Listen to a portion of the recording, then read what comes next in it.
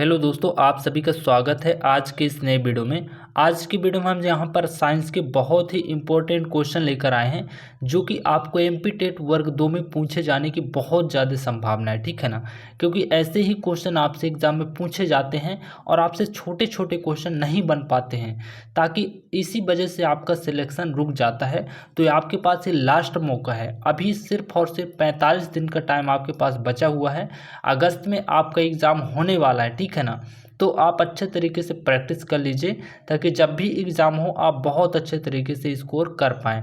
तो आइए आज की वीडियो को शुरू करते हैं। देखिए यहाँ पर 49 नंबर का क्वेश्चन है। इसके पहले के क्वेश्चन अगर आपने नहीं लगाए हैं तो चैनल पे जाकर लगा सकते हैं, ठीक है ना, ताकि आपकी पकड़ एकदम मजबूत तरीके से बन सके। आइए यहाँ पर 49 नंबर का क्वेश्चन देखते हैं। क्वेश्चन है कि काला अजार ये एक बुखार का नाम है, ठीक है ना, ज्वर जो कि बुखार का नाम है, इसका संचरण किसके माध्यम से होता है। अर्थात जो काला ज्वर होता है वो किसके कारण फैलता है। तो किसके कारण फैलता है, सिकता एक मक्खी होती है, इसके काटने से काला ज्वर हो जाता है, ठीक है। तो right answer option number C हो जाएगा। अगला क्वेश्चन देखते हैं 50 नंबर का। निम्नलिखित में से कौन सा अंग ग्लाइकोजन को ग्लूकोज में बदलता है। देखिए जब हम भोजन करते हैं ना तो ग्लाइकोजन के रूप में करते हैं, लेकिन वो जो हमें शरीर में जाता है ना तो उसे शरीर के जो अंग होते हैं किस में बदल देते हैं, ग्लूकोज के रूप में बदल देते हैं, परिवर्तित कर देते हैं। तो ये किसका काम होता है यही आपको बताना है, ठीक है ना।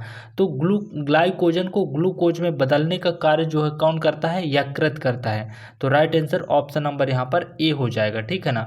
बहुत ध्यानपूर्वक से क्वेश्चन लगाइए, ऐसे ही क्वेश्चन आपसे एग्जाम में पूछे जाते हैं और जब आप एग्जाम में बैठेंगे ना तो आपसे सभी के सभी क्वेश्चन बहुत अच्छे तरीके से बनेंगे।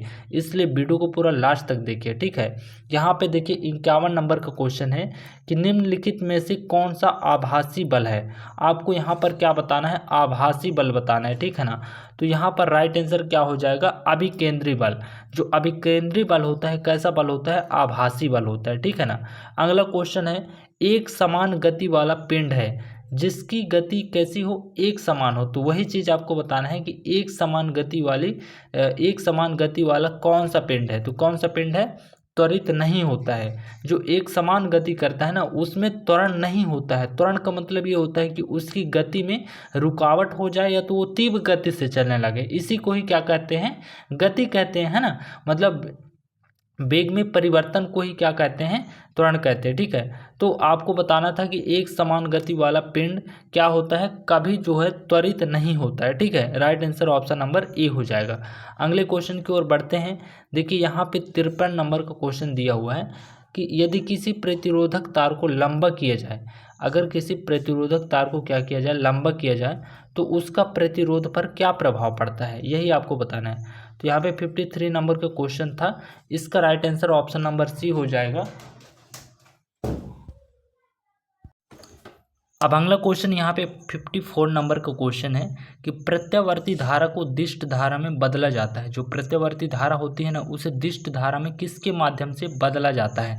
तो किसके माध्यम से बदला जाता है, दिष्टकारी द्वारा बदला जाता है। तो राइट आंसर ऑप्शन नंबर यहाँ पर डी हो जाएगा, ठीक है। अगला क्वेश्चन 55 नंबर का क्वेश्चन है कि सबसे अधिक अपवर्तनांक वाला आँख का अंग है। देखिए सबसे अधिक अपवर्तनांक का मतलब ये होता है कि कोई भी वस्तु को बहुत ज़्यादा छोटा कर देना या तो बड़ा कर देना, यही क्या कहलाता है, अपवर्तन कहलाता है, ठीक है। तो ऐसा आँख का कौन सा अंग है जो अपवर्तनांक सबसे ज़्यादा करता है, ठीक है। तो यहाँ पर इसका राइट आंसर क्या हो जाएगा, लेंस। आँख में लेंस लगा रहता है जो कि वस्तु को बहुत छोटा या बहुत बड़ा कर देता है, ठीक है ना, जिसे अपवर्तनांक कहते हैं। तो right answer option number C हो जाएगा। अगला क्वेश्चन यहाँ पर देखते हैं। देखिए हमारा नेक्स्ट क्वेश्चन दिया हुआ है, यहाँ पे 56 नंबर का क्वेश्चन दिया हुआ है कि गुरुत्वाकर्षण नियम की परिभाषा किसने दी थी। जो गुरुत्वाकर्षण है उसका जो रूल है ना, तो उसके नियम किसने दिया था ये आपको बताना है। तो कौन दिया था, न्यूटन साहब ने दिए थे, ठीक है ना। Right answer option number A हो जाएगा, न्यूटन, ठीक है। अगला क्वेश्चन दिया हुआ है 57 नंबर का। देखिए क्वेश्चन पूरा ढंग से सेट कर लेते हैं। क्वेश्चन क्या कह रहा है 57 नंबर का कि जब बर्फ को 0 डिग्री से 10 डिग्री सेल्सियस तक गर्म किया जाता है, जब बर्फ को 0 डिग्री सेल्सियस से 10 डिग्री सेल्सियस तक गर्म किया जाता है तो जल के आयतन पर क्या प्रभाव पड़ेगा, ये आपको बताना है। जो कि ये क्वेश्चन बहुत ही इंपॉर्टेंट है, बहुत बार एग्जाम में पूछा भी जा चुका है, इसलिए क्वेश्चन को आप बहुत अच्छे तरीके से आंसर करिएगा, ठीक है ना। तो देखिए यहाँ पे 57 नंबर का जो क्वेश्चन था, इसका right answer option number B हो जाएगा। पहले बढ़ता है उसका आयतन और इसके बाद में क्या हो जाता है, कम हो जाता है। तो right answer option number B हो जाएगा, ठीक है। अगला क्वेश्चन देखते हैं। देखिए यहाँ पर कितना है, 58 नंबर का क्वेश्चन दिया हुआ है कि डेसिबल का प्रयोग किसकी तीव्रता मापने के लिए किया जाता है। बहुत ही सरल क्वेश्चन है और एग्जाम में आपसे पूछा भी जाता है, इसलिए इस क्वेश्चन को ध्यान से समझकर आंसर करिए कि डेसिबल का प्रयोग किसकी तीव्रता नापने के लिए किया जाता है। तो जैसे कि आप जानते हैं, ध्वनि की तीव्रता नापने के लिए किसका यूज किया जाता है, डेसिबल का यूज किया जाता है। तो right answer option number B हो जाएगा। अगला क्वेश्चन यहाँ पे देखिए 59 नंबर का क्वेश्चन दिया है कि इंद्रधनुष में होता है, इंद्रधनुष में क्या होता है, गलत कथन का चयन करें। आपको इसमें से ऑप्शन दिए गए हैं और आपको बताना है कि इंद्रधनुष में 3 ऑप्शन होंगे और एक ऐसा कौन सा ऑप्शन है जो कि इस क्वेश्चन का क्या होगा, गलत आंसर होगा, ठीक है।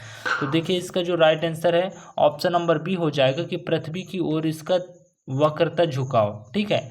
ये क्या हो जाएगा, सॉरी एक बार इस क्वेश्चन को फिर से समझिए। 59 नंबर का क्वेश्चन है, इंद्रधनुष। देखिए क्वेश्चन देखिए क्या है, यहाँ पे क्वेश्चन दिया हुआ है कि इंद्रधनुष में होता है, इंद्रधनुष में 3 ऑप्शन जो है सही होंगे, एक गलत ऑप्शन का आपको क्या करना है, चयन करना है। तो गलत ऑप्शन इसका क्या हो जाएगा, पृथ्वी की ओर इसके सबसे अंदर के रंग के रूप में लाल प्रकाश होता है। इसका मतलब यह है कि जो इंद्रधनुष बनता है आकाश में, तो क्या होता है कि इसके जो अंदर मतलब पृथ्वी की ओर जो इसका पट्टी होती है वो किस कलर की होती है, लाल कलर की। तो यही ऑप्शन इसका क्या हो जाएगा, गलत ऑप्शन हो जाएगा। तो आपको इसका राइट आंसर डी नंबर होगा, ठीक है ना, जो कि गलत ऑप्शन आपको चुनना था। तो ये जो है डी नंबर गलत क्वेश्चन है, ठीक है ना। अगले क्वेश्चन की ओर बढ़ते हैं जो कि 60 नंबर का क्वेश्चन दिया हुआ है। क्वेश्चन कह रहा है कि निर्वात में सैटेलाइट अर्थात उपग्रह, जो सैटेलाइट होते हैं निर्वात में, तो उनके बारे में सही जानकारी इन 4 ऑप्शन में कौन सा सही है, ठीक है, यही आपको बताना है। तो गुरुत्वाकर्षण क्षेत्र से ऊर्जा व्युत्पन्न करता है, यही इसका राइट आंसर होगा। Option number C right answer, गुरुत्वाकर्षण क्षेत्र से ऊर्जा व्युत्पन्न करता रहता है, ठीक है। अगला क्वेश्चन देखते हैं। 61 नंबर का जो क्वेश्चन दिया हुआ है, क्या कह रहा है क्वेश्चन कि लेंस की क्षमता 2.0 डी है, जहां डी है, देखिए किसी लेंस की जो क्षमता है कितना है, 2.0 है, ठीक है ना, 0 डी। तो यहाँ पर जो डी है, डी किसका संकेत है, तो डी किसका संकेत है, डायोप्टर, क्योंकि लेंस की क्षमता को किसके माध्यम से नापा जाता है, डायोप्टर के माध्यम से। तो आज के क्वेश्चन रहे जो कि काफ़ी इंपॉर्टेंट थे। अगर आपको वीडियो से कुछ भी सीखने को मिला है तो वीडियो को लाइक कर दीजिएगा और चैनल को सब्सक्राइब कर लीजिएगा, ताकि जब भी हम वीडियोस अपलोड करें आप तक नोटिफिकेशन पहुंच सके। Thank you for watching.